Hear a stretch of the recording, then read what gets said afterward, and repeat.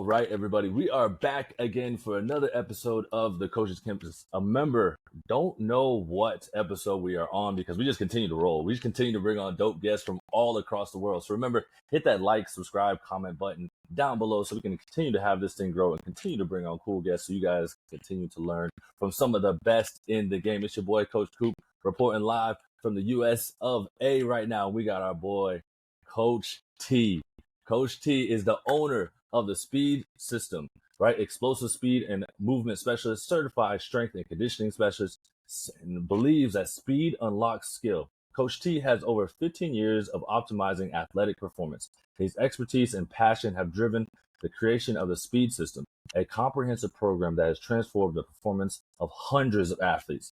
His commitment to excellence and attention to detail have set him apart in the industry, earning him the trust and respect of athletes and coaches alike. Coach T, thank you and welcome, man.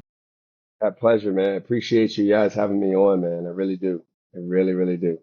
Man, so what got you started in all of this? Like, what brought you into the field and what made you want to stay on the speed Oh side? man. Well, it all started after I played football at every level. I played professional for a little bit, and um, honestly, it was my strength coach. It was my coach who I learned from, who actually told me a long time ago. He was just like, he's like, hey, you should really consider, becoming a strength and conditioning coach. He's like, I was like, why? I gave him that look like, I'm like, come on, man. Like, I'm a pro athlete. I'm going to do this forever. I ain't trying And to hear all so that right now. I wasn't trying to hear all that. So I'm like, I'm a pro athlete. I'm going to do this forever. But he was like, you're really good. He's like, you're naturally good at it. And, it was crazy. I suffered a really bad injury. I broke my leg. I had a tib fib break. And, back in those days, back in the early 2000s, you'd get one of those breaks. It was like, you didn't know whether you were going to play again or not. And so I decided to join his staff and started to really learn, strength, speed, movement, and things like that. And once I was done with, once I got that and graduated, I ended up moving to Washington, D.C. and I started off as a personal trainer. I started off as a personal trainer just to kind of learn the business and everything. And then all of a sudden, I always had this dream of owning my own company. And so I started my company in 2008. It was under a different name then, but I had started in 2008. And honestly, man, I can't say enough where when you really feel that you're walking in purpose, you know what I mean? Like you really feel like you're just walking in what you were meant to do because of the things of how everything aligned up before that. Like, things that I went through when I was in college and things that I learned when I was in college, the experiences, after college even led me to where I'm at. And that's the reason why I did it. And the reason why I continue to stay. I continue to stay because I was getting athletes. What's crazy is I started off with 5 athletes. And I started off with 5 athletes in the middle of a field in Centerville, Virginia. And I actually think I was a month away from, I was a month removed from surgery on my Achilles tendon. Now, I tore my Achilles tendon the very first time. And so I'm on crutches, just like trying to train and doing all this other stuff. And then finally, honestly, it just became, I stuck with it and, I've been blessed to be where I'm at now. So that's it really. It's just been, I was like, yeah, I love it, and that's the thing, the passion of it. I love it. I love what I do. Every single athlete that walks through my doors have the potential of getting better. And I want them to be able to see and to see them grow. I think that's the thing. And I always tell them the same thing. I'm like, when you get older, I say, when you go to college, I'm retiring. That hasn't happened yet. So Been too many that years in hasn't the happened. game, loving it too much. Oh my God, man. I had one girl, I usually get them early. I get them at 10, 11 years old and they stay with me throughout their entire, what I like to call athletic life cycle. They stay with me from the time they are in grade school all the way through college, and sometimes then I'll tell them, I'm like, hey, listen, here's the deal. When you go to college, when you commit, not even go to college, when you commit, I'm retired because this is just, you know, but now, it's crazy. I got athletes who've graduated and moved on to their real lives now. I got athletes who are just, who are still starting up. It's nuts, man. But I love it. That's why. That's Yeah. why I stay with it. What is it like to take, a 10, 11 year old from, the very beginnings of where they're at in their athletic career to all the way to college and then maybe professional level? Like, what do you start them with? Like, what are you looking for when you get a 10 and 11 year old? And how are you, progressing them through? Because I mean, that's a challenge for a lot of our, listeners and coaches and athletes that are, getting some of these youth athletes and knowing where to start with them, because everybody sees, the end result on Instagram or the flashy stuff on Instagram and all over the Right. internet. How do you Right. take them from point A and get them to? You start them with the basics, man. You got to start with A. And you got to make sure, if you're going to start them with point A, then you need to make sure that they mastered point A before you can move on to point B. And then once they, and then before they can move to point C, they have mastered point B. And that's the thing. And you always have to realize that it's a detail in everything. So when I'm training an athlete, the basic stuff, what is their, even from the time they walk up to me, right? The time they walk up to me, I always tell them, I give them the eye test. They don't know what that is. And I'm like, yeah, it may sound creepy, but I'm like, as soon as you walk up to me, I'm looking at imbalances, looking at, muscular imbalances. Do you walk, are you walking a different, a certain way? What's your gait like? That's just by them walking up to me. And then when we do our, start off with our stretches and dynamic stuff. So I'm looking at little things then to help me to be able to say, okay, well, and then of course we test, but I'm looking at those little things and that helps me to be able to build this program, specifically for that athlete. Um, and once I can build that for that specific athlete, that's when we, start to say, okay, let's start at point A. Let's master point A. And now we go to point B, point C, and, we build it from there, man. We start off building the foundation and then after that, we just build the athlete. So that's always been my philosophy, man. It's like, you can't, like you said, most people want to go and they want to do the flashy stuff. They do. And even when you see the pro guys do the flashy stuff, I'm looking at things that they're doing and I'm like, I'm looking at them like, you're going to be injured because your foot's not striking underneath your hip. You're going to be injured because, you're going to, I'm not saying you're going to be injured, but I say you're going to run a high risk of injury, because your ankles are unstable. I can see every time you hit the ground, the heel collapse. So I'm like, you wonder, why your Achilles is strained or anything like that. So it's like trying to keep them and to understand that it's a progress. It's a process and it's a slow, progressive state that an athlete has to do. And you set the goals for them and they achieve them and you just go from there, man. That's how I do it. I try to keep them off, cause they'll come back and tell me, we want to be able to do this. And I'm like, you got to master this first. Like, We ain't even there yet.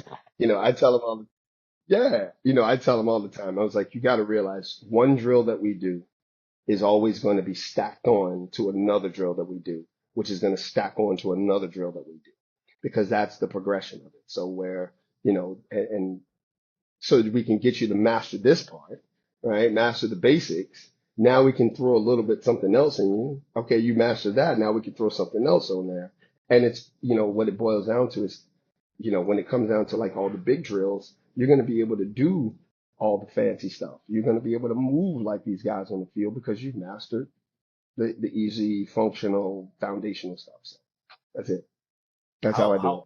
how hard is it to get, especially those younger kids, to understand the progression and get them to kind of, follow along and buy into that? Because, we're in a day and age where things happen fast. Even if you have your pro guys, like taking them back, like Mm-hmm. reverse engineering things, how do Mm-hmm. you voice that? How do you get them to, follow, like, hey, like, I know how to get you there, and I see Mm-hmm. that you're at a point to where like something might be off and might hinder you a little bit. So let's take it back and get you to that Mm-hmm. point again, but in a healthier way. A lot of times it depends on who you're dealing with, right? Like if you're dealing with, the younger kids who are just starting off, it really just comes down to like, this is what I always tell them. I never speak nerd to them. I can nerd out and tell you all the terms and everything from the strength and conditioning handbook from I can sound really smart to them, but I don't want to. So I'm going to tell them,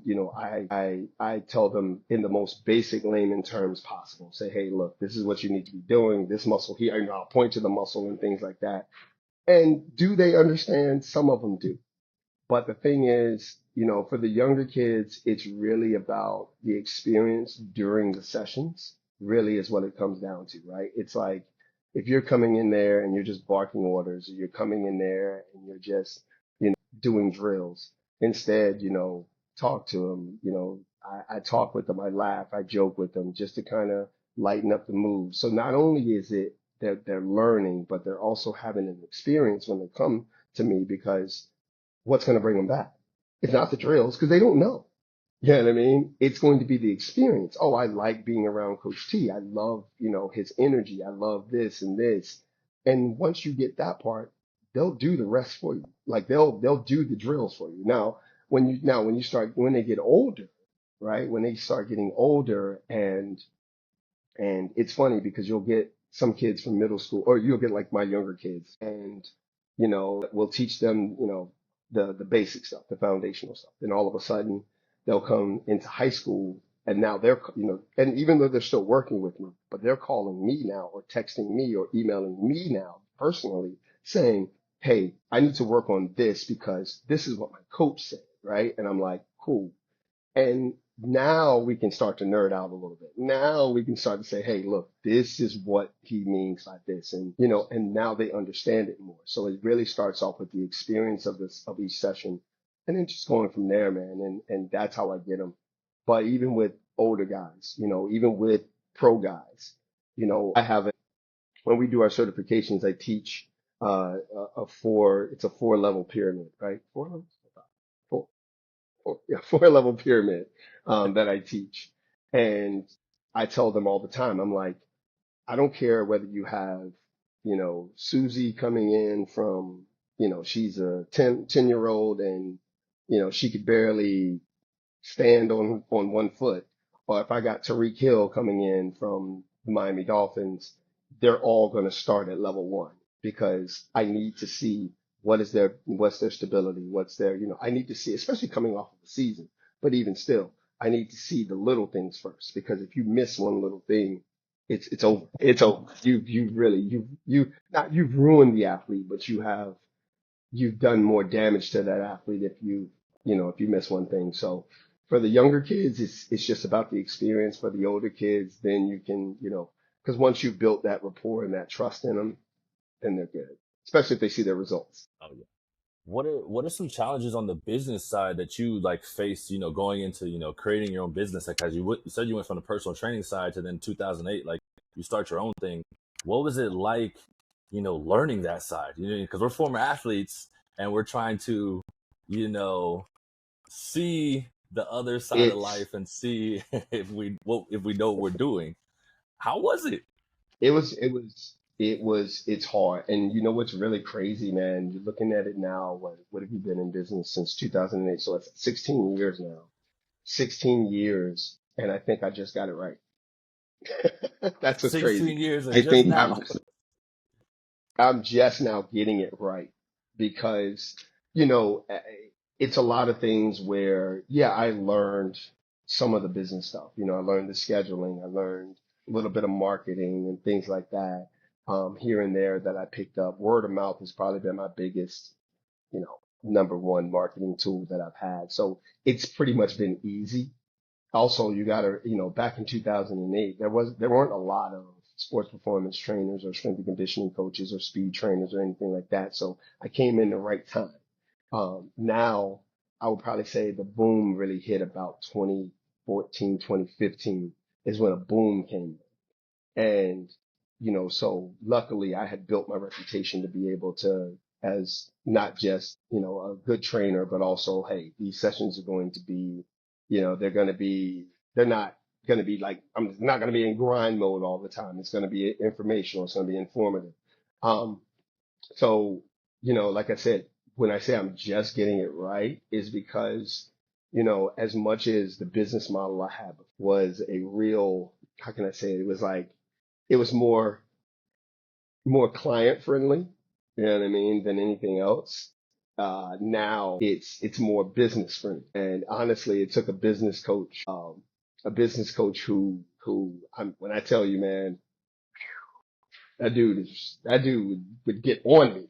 Like he would have me in there, man. I have to meet at his house at 8:30 once a month, right? For an hour and a half. And it's a brutal hour and a half. Like he is dissecting everything I've done. And it's bad because you think that you're like, hey man, I've been in business for 16 years, man. Like, come on, man. Like I've been doing something right. You're like, you're lucky. You've been in business for 16 years.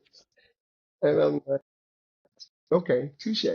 And so, but I'm so thankful for him because he really did open my eyes to a lot of things that I was doing wrong personally. You know what I mean? And it's, so it,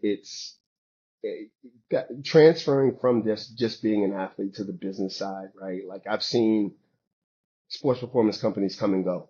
I've seen, I've seen them come and go. I've seen them be able to, they want to, or I've seen athletes come in and be like, oh, they want to start training and stuff like that. And it's hard. It really is. And it's not for the weak. Being an entrepreneur, period, isn't for the weak, but being, in the sports, and especially in a saturated market, because the more and more you look, they're popping up everywhere. I was in Florida the last couple of years before I moved back up to Virginia. And man, let me tell you, that was crazy.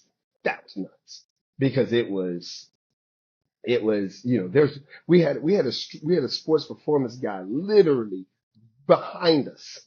Like Yep. his Yep. Facility was behind ours. I'm like, what in the world? So it was crazy, man. But that's what I learned, man. Is you have to be patient, but you can't operate out of fear.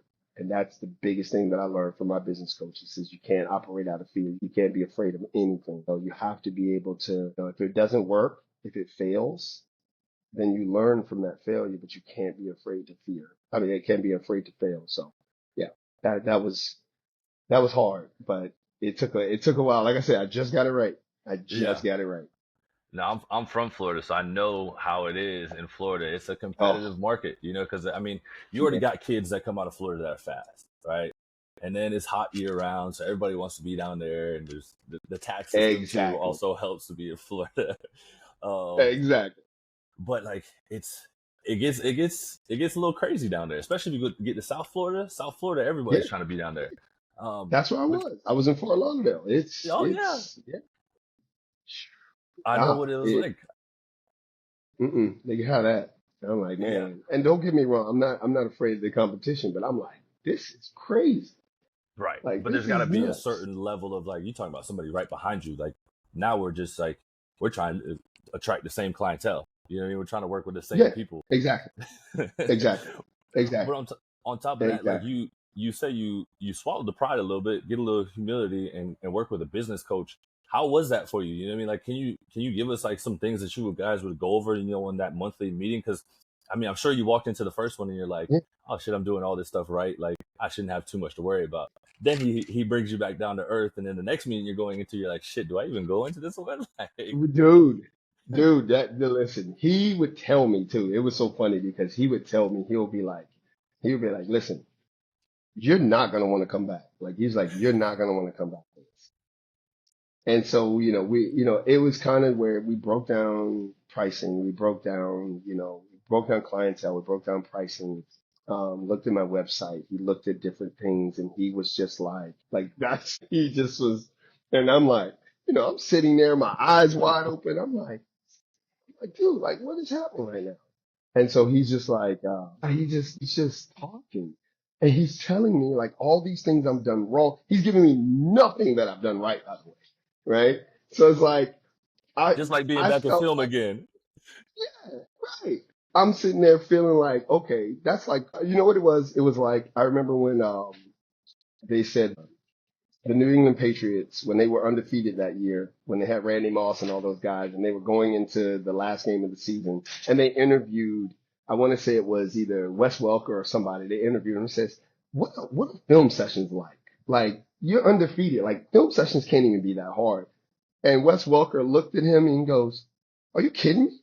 He goes, "You would think we lost every game because he focusing on what we did right. He's focusing on everything we did wrong." And that's the kind of coach I had is he focused on everything I was doing wrong. He didn't care about what I did right. Cause, and his saying was, if I get in a car and I set my destination on my GPS to, go wherever, eventually I'm going to get there. Right? He's like, but it's how fast you get there, and how efficient that you get there. And I'm like, never thought about it like that. But it was, he broke down everything from my website. Like, hey, your website is just stupid. He's like, it just doesn't make any sense. He goes, he's like, all right, he says, look at your pricing list. And he asked me a bunch of questions and I couldn't answer the questions. So he would and I know he's not mad at me. He's just frustrated at me, but he's like looking at me, how in the world, and I'm like, and so he says, I'm looking at your goals that you said that you have set for yourself for this company, your short term, your 1 year goal, your 3 year goal, your 5 year goal, and of course your exit strategy. And he says, nothing you're doing right now is going to get you there. And that was like the wake up call of them all. It was like, you have to, the one thing, a lot of business people have always told me was you set the goal and you work backwards. You say, okay, well, what's going to get you there? And you have to be step by step and you have to be just as detailed like I am in my training.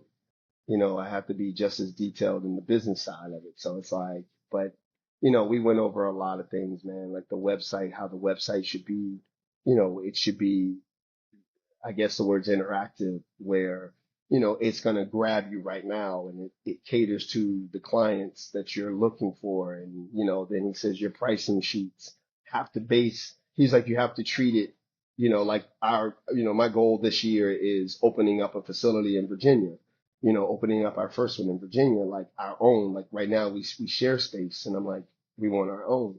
And he's like, you have to treat it like you already have it. And I was like, and he says, if you treat it like you already have it, you'll set your prices accordingly. And I was like, okay. He's like, because you can't just get it and then set your prices. And now your client's going to look at you like, yeah, we're not doing that. Right. So it's like, but he's like, yeah. So that was the big part. It was really just kind of going off of what, excuse me, it was going off of like what, I really wanted, my goals and everything, and then how to be able to set my goals and how to be able to price things right and market things the right way and making sure that we're going after, that you're really doing what you're supposed to do and what every business guru always tells you. You know what I mean? It's like, it's funny because, a lot of the things that I've heard, through business coaches online, he's telling me right now. But not only is he telling me, he's also showing me. And I think that was the biggest thing. But it was, dude, that's a boot camp and a half, man. I'm like, ugh. With all that knowledge, that also that you're, applying to your athletes, how are you turning that around and helping, coaches that are, just now getting started in the industry, or even coaches like yourself that have 16 years in the game and think they have it all Mm-hmm. right, and they're trying to, and then get the wake up call and they're like, oh shoot, like there are other things I need to work on. How are you, using all this knowledge to help other coaches? So one thing that I do, man, is we have a certification for for how we train. And one of the reasons why I started that certification, believe it or not, was I think it was maybe 2017 is when I got the idea of it. And I said, because I was seeing a lot of guys, you see the guys on Instagram and the athletes, the former athletes and everybody, and they want to come in. And the first thing I see them doing is just a whole bunch of footwork drills and all this other stuff, but not really teaching any other part of the game. And I'm like, okay, I'm not mad. Hey, do you? But at least, what I wanted to do was start a certification, just kind of going over the basics. Nothing that we're going to be nerding out about. Not going to be a whole lot of strength and conditioning terms or anything like that. But what I did was just to kind of create it, break it down, how we train, what to look for, look at the little details. What is it that and just kind of going from there. That's the knowledge that I was able to kind of share with them on that part. I'm looking also too at doing second part to it. And the second part is going a little bit more in detail, really kind of digging into the biomechanics part, but there's also going to be a part about the business side as well.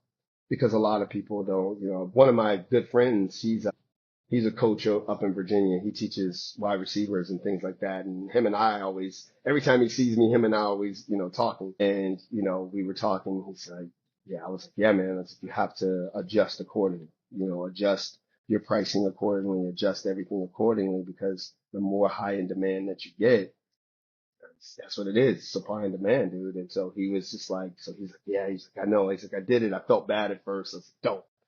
I was like, never operate out of that fear. So I want to, so I don't have problems with people people DM me all the time and ask me different things. They ask me about coaching. They ask me about the business side. I have no problems, sharing that knowledge, because it's at the end of the day, you know, there's no need to withhold this information from anybody. It really isn't, because okay, it could be someone down the street from me trying to start up a sports performance company. Okay, cool. Right. And they may ask me, hey, what, ask me questions or whatever, and how to do this and how to do this. I'll definitely help them.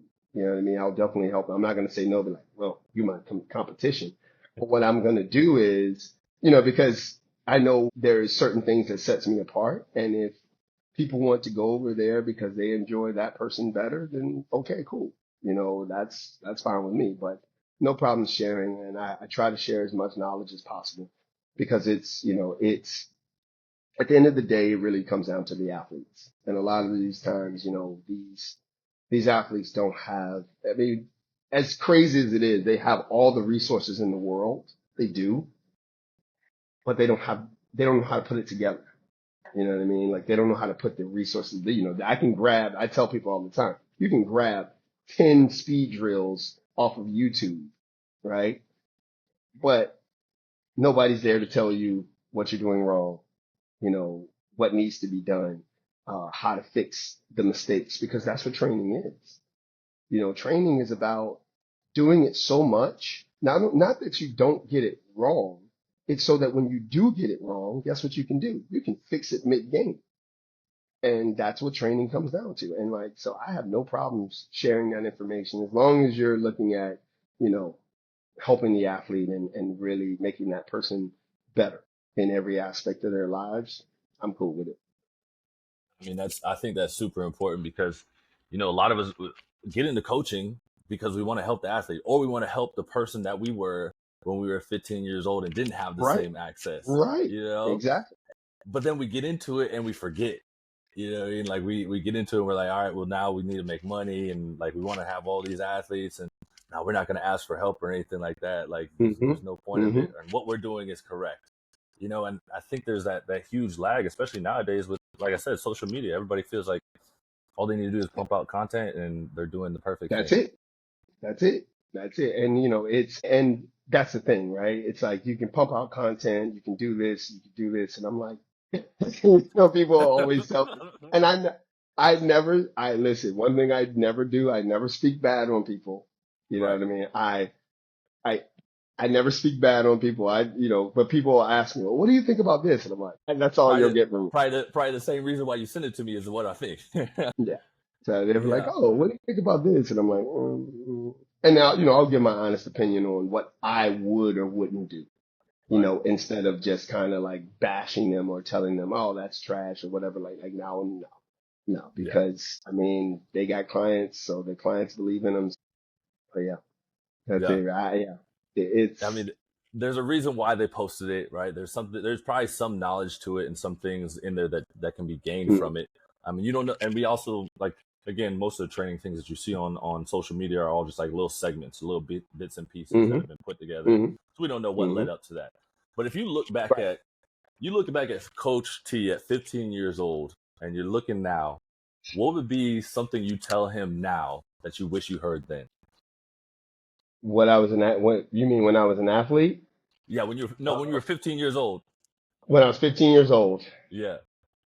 and right, something that I know now that I would tell him for then. Ooh, That is a good one. Honestly, it would be no fear. It would be no fear. You know, it would be no fear because it is something that I think, we didn't have, in the 90s, we didn't have sports psychologists. We didn't have, we didn't have sports psychologists. We didn't have speed trainers. Our speed trainers when we ran track in the summer. I mean, Yep. in the spring. So we didn't have that. And so we never had that mentor every single day to tell you something that they've gone through. And, I think one thing that I suffered from when I was from high school, college, and even pro was performance anxiety. Like it was a huge part of me. And I didn't realize it till maybe a couple years ago when I was listening to a sports psychologist. I'm like, oh my God, I had that. Like, so, I would definitely tell him no fear. Just in whatever you want to do, no fear. And as hard as that is to sound, or as hard as that is to take in and really be like, what do you mean no fear? But like, no fear, man. Like my trust in God is big now. So that's a huge thing and a huge part of my life. And I definitely know that if I were to say that then, if I were to go back and to tell my 15-year-old me then, like, hey, no, look, have no fear. If you don't take anything else from the Bible right now, take trust in him, right, with all your heart. And don't lean into your own understandings because your own understandings will lead you into fear. And guess what? If I can tell him that, I'm good.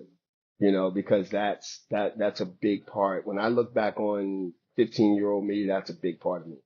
Big part of me is fear. So I, yeah, I it's love it.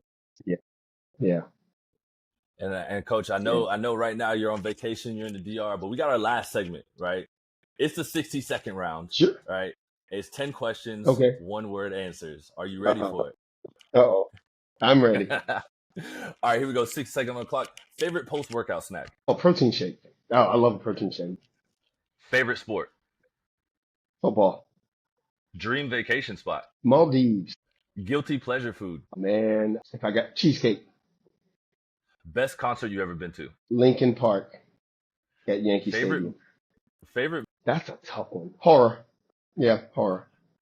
dream or best gym you've ever been to? That's a good one. Man, best gym I've ever been to. Oh my God, let me think here. I gotta say, this is a tough one. This is a really tough. Oh my God, best gym ever. Okay, I'll tell you this real quick. Best gym I've been. How when they remade the University of Tennessee strength and conditioning room. That's the best one I've been to. Dream car? Oof. A '69 Mustang. Would you rather be in an octagon with a gorilla, tiger, or a bear? Probably the Tiger. And that is it, coach. We appreciate your time. We appreciate you coming on and dropping a whole bunch of knowledge, for a lot of these coaches, especially former athletes like ourselves that are just now getting out of the game and trying to learn business and trying to go into this side of life. Man, thank you so much. No problem, man. Thank you for having me. I appreciate it. I enjoyed my time, man. Really did. Of course. And we're out.